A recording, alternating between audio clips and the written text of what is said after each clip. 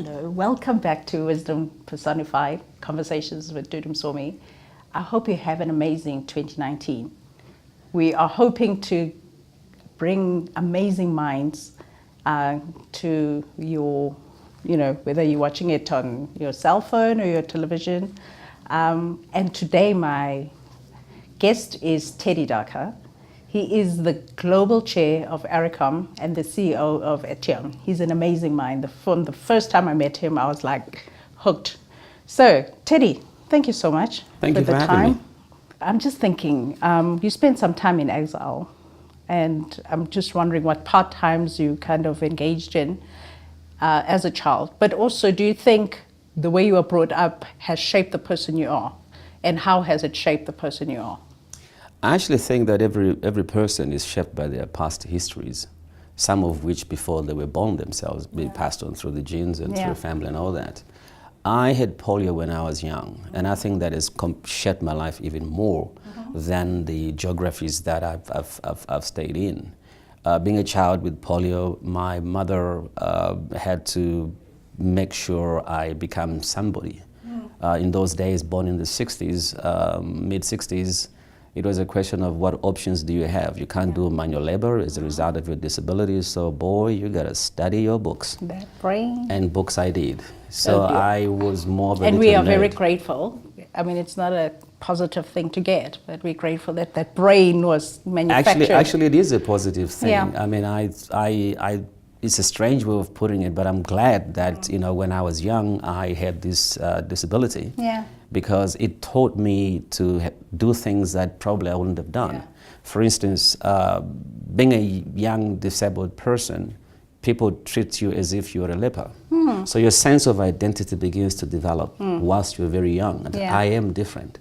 When you go play soccer or you play with the kids, at school they say sit down and the other kids have to play.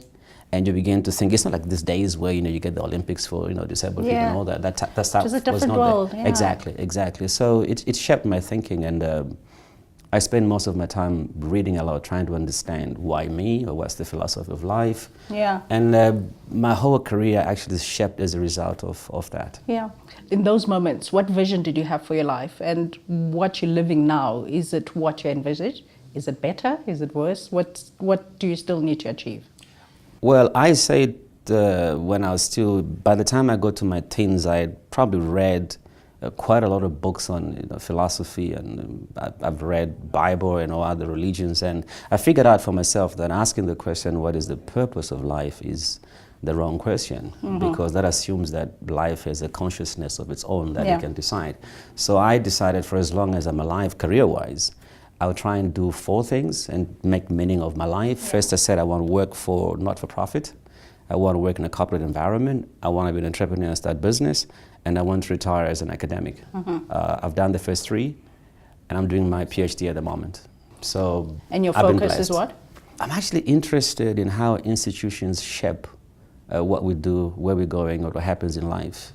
Because I do believe that if you listen to most of the Western ideas on management, is competitive advantage is from technology, brands, and things like that. But you get companies that don't have that and they do well. Yeah. Take the former SAB Miller, for example. There's no superior technology, there's no superior brand that they have, but they've succeeded and become this large, big multinational business. So that's an area that I'm interested in. Yeah, that'll be interesting to read when you're done. And you're going to help me craft my PhD topic, I hope.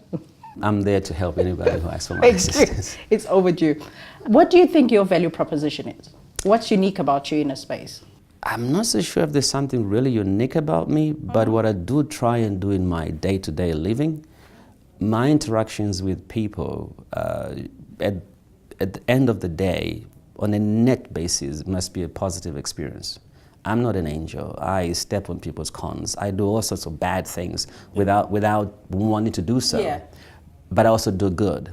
And I do hope that my good outweighs the negative things. So on a net basis, if I can make a difference in somebody's life, a positive one, in my view, I'd have achieved something for that day. And you do. I mean, the first time I met you, I was stuck because I think there was a speaker that didn't show up. And it's my first meeting, and you kind of move things around and you were there. So even when you don't know somebody, It seems like you just want to touch people in a positive way. You are said to have a proven track record in terms of creating growth through mergers and acquisitions. I hope that's true from what I hear. What do you think is something that we undermine when we're doing mergers and acquisitions that makes people not achieve the value that they were seeking to achieve?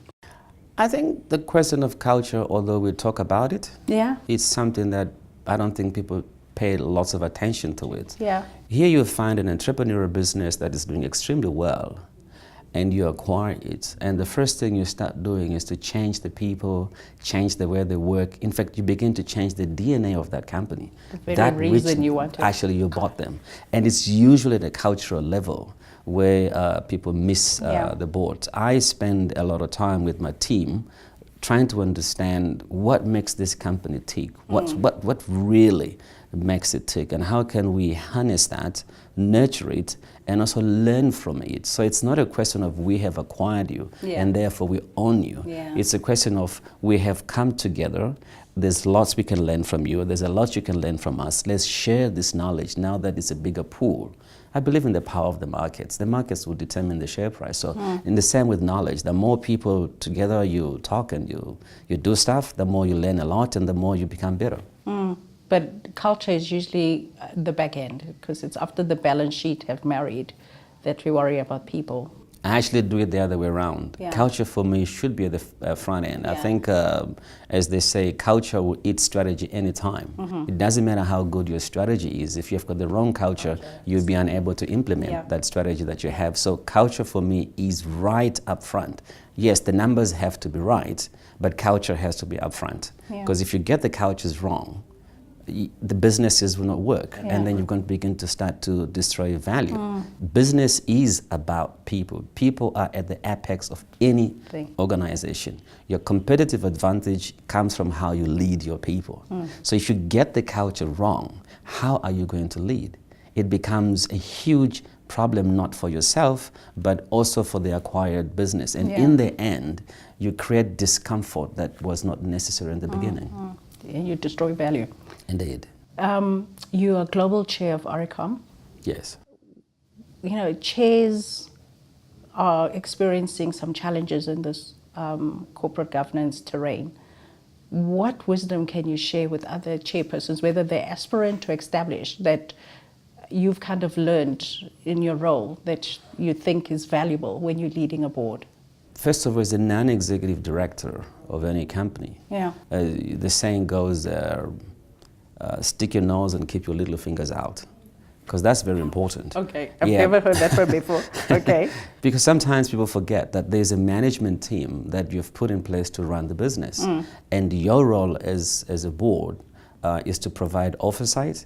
Obviously, is to also provide supervisory assistance if it's necessary, and also to provide the vision and direction and assist the management to take the business forward. Now, in a chairman's role, the chairman comes with all what the non-executive has to do, but there's something else different that the chair has to do. He sets the tone, or she sets the tone. And if you don't set the right tone as the chairman, it affects the board and it can affect the entire organization. It always starts from the top.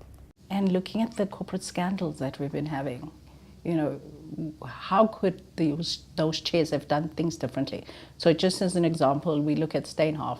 Well, my view of leadership is that for you to be a leader and occupy a position of leadership, if I ignore the rank side of it, or the title that you hold, a leader is a person with high character.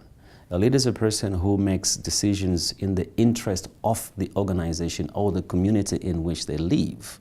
They are there to advance humanity, to make the world better. So your decisions deliberately they're there for the organization, not for yourself.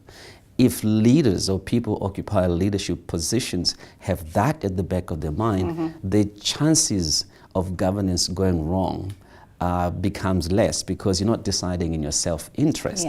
You're deciding in the interest of the organization. And I think if you look at Steenhoff, things went off in that direction. What we're reading in the papers now is that, you know, the people that in a leadership position were now making decisions in their own name. Yeah, and that's the core of what corporate governance is, isn't it? Indeed, indeed. What tips can you give, especially management that's not at executive level, especially junior to middle management? What tips can you give in terms of having difficult conversations?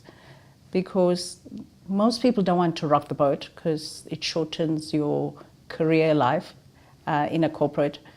But in the work that I do in leadership, I find there's a lot of frustration in the junior to middle management level in terms of how they engage with executives. How can you help them? What wisdom can you share there? First of all, it is a difficult conversation to have, especially if you're a junior person talking to your boss, or even a colleague or somebody that reports to you, if you have to give them information that probably they would not like to hear from you. But the Norwegians have an expression, I'll spare you the Norwegian, but said in English, you have to put the fish on the table, clean it, and have a good meal.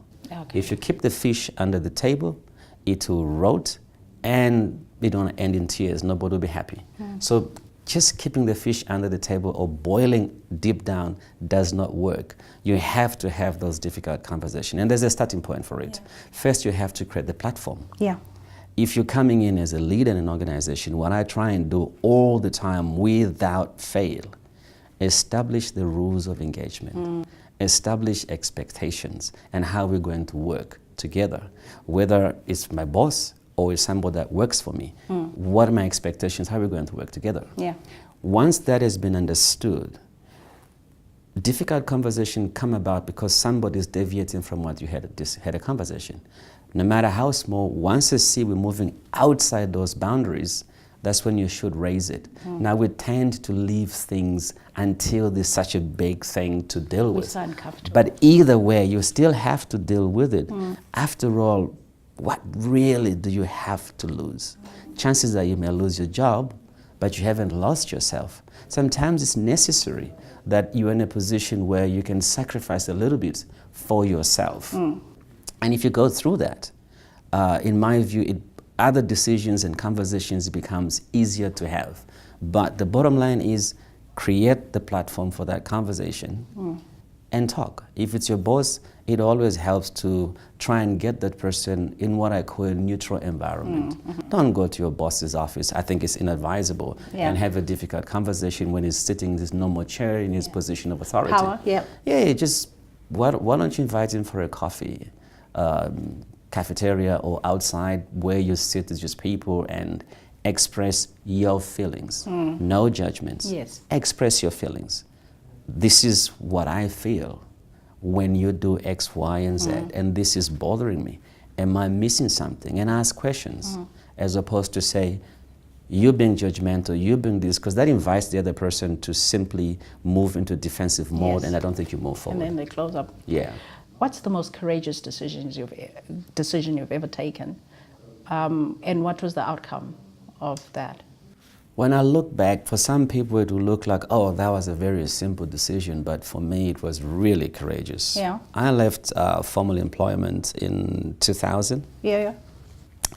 At that point, I was a single dad. My son was 4 years old. My daughter was about 11.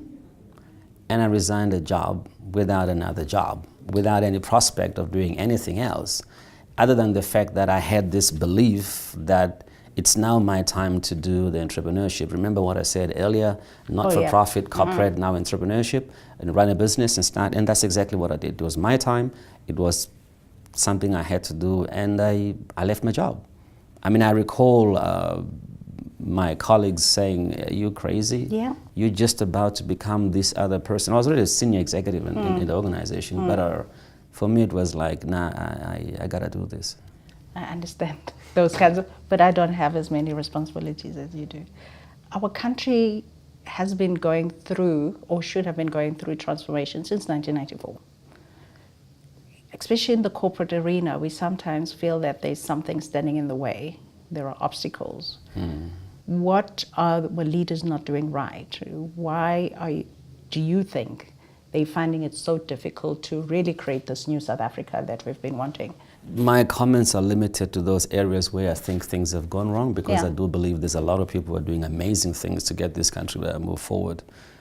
where things have gone wrong, in my view, I question the sincerity to transformation. On both sides of the aisle, if I may put it that way, whether you're black or white, as long as in leadership, sometimes I question the sincerity of whether do these people really want to transform or not. If you meet leaders that express, in fact, one said something like this to me about 4 weeks ago. You guys, you're level 1 and you're doing this, but I'm not seeing the government contracts. That already rings a bell. Where's the sincerity in that leader? Yeah. Are we doing transformation so we can get government contracts? Or are we doing transformation because we have to do a transformation? This is for us. So I question that, the sincerity, and I think that's where things go wrong. I do believe that if many people are quite sincere about it, they will find a way to make it happen. Just like you can find a way to make anything happen within business. Why transformation is supposed to be elusive, I don't get it. Yeah. When I started getting involved in this business, after doing some amalgamations and things like that, we were level 6. I mean, 3 years ago, we were level 4. We're level 1 today. It's actually doable. It's not that difficult the way people try and make it to be difficult. We have to remind ourselves that for you and I to sit on this chair and have this conversation, a lot of people they died for us. They sacrificed. They were maimed. And now for us to sit here and forget that that's where we come from, that we're in this environment today because did this for us, for me, it's just like being disrespectful to those that took that actually took the ultimate prize. So I question the sincerity of most people. I must say I don't have to look outside because my sister, Mildred Msomi, she gave up her life at 21. So every day I wake up, I understand that, that it was not in vain. So it's not theory for me. I get exactly what you're saying. In terms of South African leaders, business leaders, is there one that you admire? And why do you admire that particular person that you're going to tell me about? I generally admire people that, despite the odds against them, they have to go through adversity to get to where they are, and they kind of make it. Those people, I'm attracted to them and trying to understand how did they stay on point? How did they just continue growing despite what they were facing? So you look at Daphne Nkosi, for example. I mean, she almost lost a company when people even tried to steal it from her. Now she's a leading woman running a mining group. You take Old Man Maponya, good businessman. I mean, when we did not have BE to help us, or the PPFA to help us, or even access to funding, but somebody developing a business empire to the level where it is what it is today, that I find quite admirable. But despite people necessarily, as in leadership, I learn from almost every single person I meet, because I tell myself, I think Bruce Springsteen will say this in his biography, you have always to think that the person next to you is more important than what you think. Yeah, and vice versa. Yeah. And once you do that, you open yourself to learning from other people. I'm not an engineer myself. I never trained in any technology, but I run a tech business. Yeah. Why? I listen to the young engineers or anybody in the company. I speak to them, and these are the people that teach me of what's going on. Yeah. So I learn from almost everybody that I interact with. This is a perfect segue of the thing that I wanted to ask. I believe that the 21st century, the two most important currencies are trust and security. You are the CEO of Etion. This is your space in terms of digital technology solution provider. That's what you do. Yes. In the context of South Africa, how do you think we view digital trust? Or are we still stuck in the question of access, just people having access? Because you look at all the things that have been happening globally around data, privacy and hacking. In South Africa, we're really not engaged in those conversations. We're a little bit romantic about engaging in the digital space. We are at the access level. Yeah. We somehow forget that whereas in the past you could lock your file in an office, lock the building and go, now all your company documents are in your hands and there are no locks and keys. And you romanticize that there's no industrial espionage. We romanticize that there's no cyber warfare. We romanticize that people that we give our personal information, when they say they'll keep it private, they actually will. In most cases, they don't. Most of the platforms, social media platforms that we use, collect information about us every day. We interact with that. We post even things that we should not be posting, information that should be private, because we trust that this platform I'm using, they will be responsible with our, with the use of that information. History has proved that they're actually not responsible. You get situations where either they are hacked and all that information is put out, or they're actually complicit in collecting your data and then selling it. Yeah. As the saying goes, if it's free, you're the product. So you're just giving your information away. It's actually quite dangerous. And I think we need to come up with better policies in how we can protect data. We need to think very carefully where we buy some of these technologies.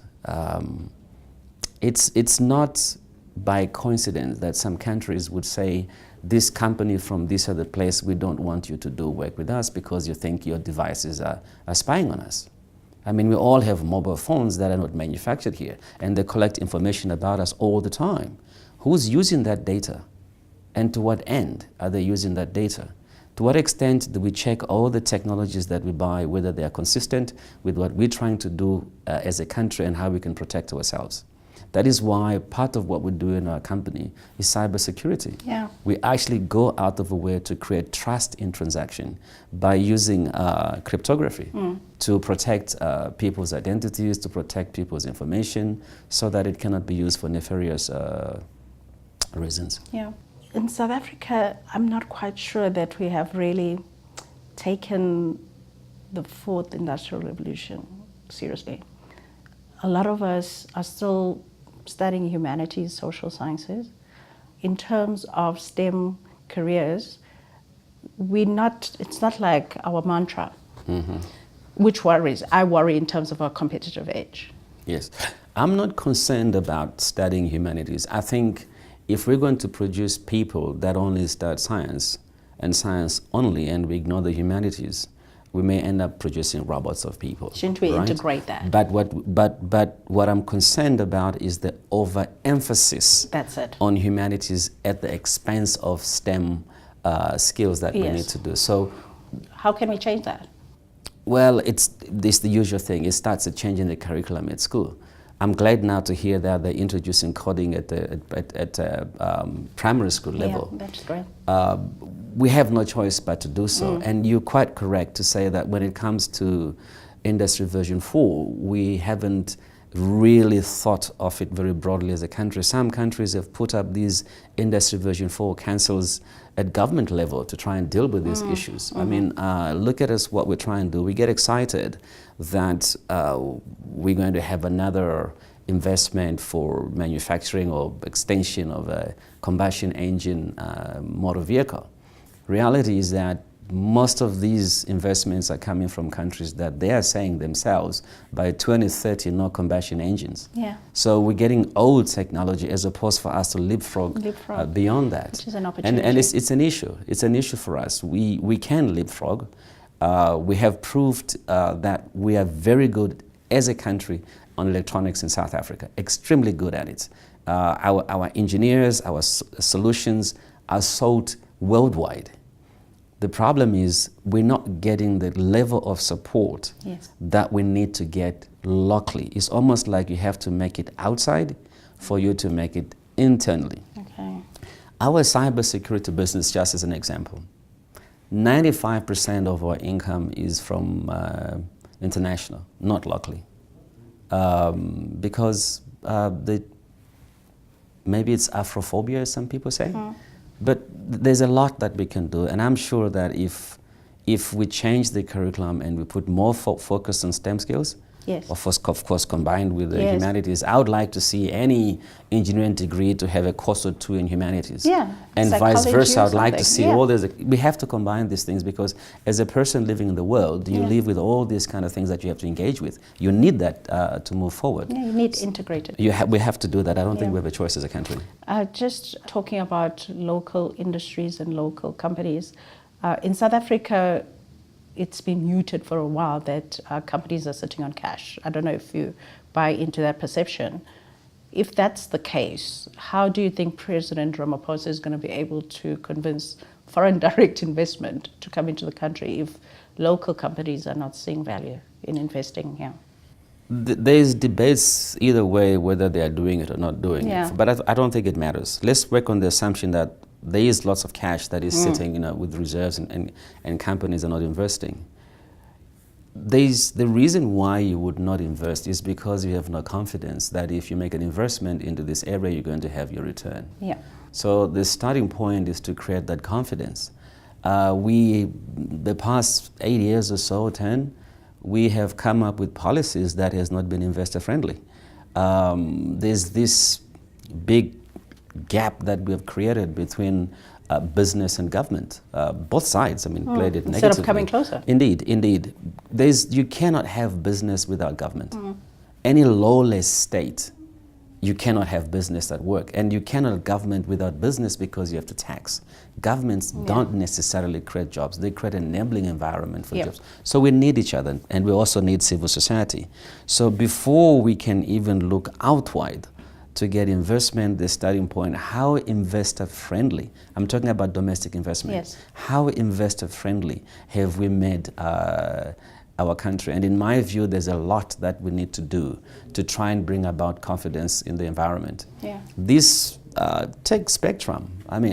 For the past 10 years, we've been talking about releasing new spectrum. We haven't done it.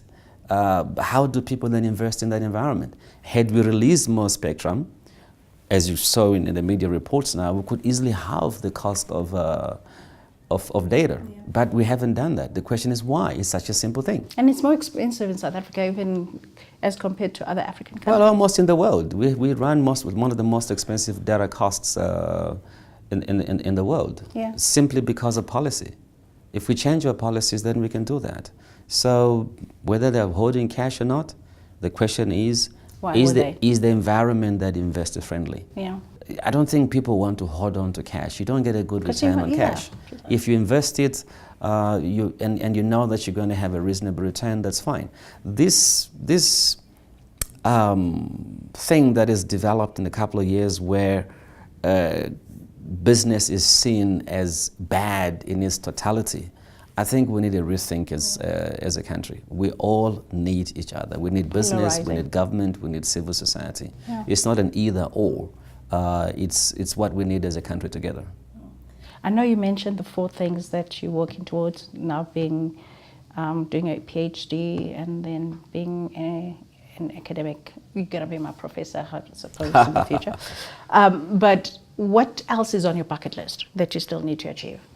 I've always wanted to do nothing. Okay, I didn't see that one coming. Just sit and do nothing. It's not a bad thing. I'm not the kind of person who would make a lot of money, buy a big boat yacht and travel around the world with a glass with umbrellas on it. Not the kind of person. But I also would like to see myself do what I call nothing. And nothing simply means spend more time on the social side of life, spend more time in seeing how I can assist people differently than what I've done so far. I think I miss my not-for-profit days. So even if I'm going to transition myself more into academic type work, but I think I'll be doing more philanthropy than what I've done. Okay. There's more to do on the philanthropic side. I like that. Any other wisdom you want to share as we close our conversation? There's a lot I'd like to share, but the most important thing for me is We are our people. And every person, every single person deserves the joy of life. I shouldn't be the person to make it difficult for you to enjoy the joy of life. I should be the person who helps you enjoy that joy of life that you deserve. That's why I said earlier on, in all my interactions with people, I always hope on a net basis it's been positive and you enjoy the joy of life as well. I mean, really, people, you know why I'm speaking to him.